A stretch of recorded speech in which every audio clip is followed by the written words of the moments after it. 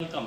The sum of 5 consecutive number is 190. What is the sum of the largest and the smallest number? So first to 5 consecutive number add பண்ணுவோம். First number add பண்றேன். X plus ஒரு number, X plus 1, X plus 2, X plus 3, X plus 4.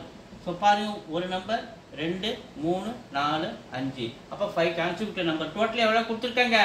190. So எல்லாத்தையும் add பண்ணா 190. இப்போ x ஓட value கண்டுபிடிப்போம். 1x 2x 3x 4x 5x 5x plus number add பண்ணுவோம்.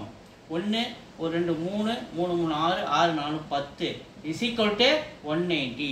5x is equal to 190. 10 அந்தால போச்சுனா -10. 5x is equal to minus பண்ணோம்னா ரெண்டுக்கு 180. So x ஓட வேல்யூ 180 divided by 5.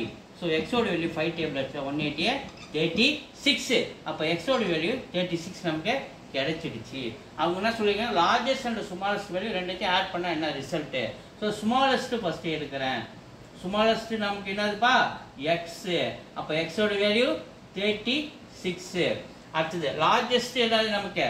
லார்ஜஸ்ட் வந்து x plus 4.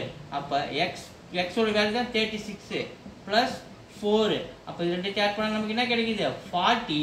இது ஒரு 36. அப்ப ரெண்டையும் ஆட் பண்ணுங்க. 36 plus 4 40. இது ஸ்மாலஸ்ட் லார்ஜஸ்ட் ரெண்டையும் ஆட் பண்ணா 76. எங்க இருக்கு? 3 இருக்கு. 3 is the answer. Thank you.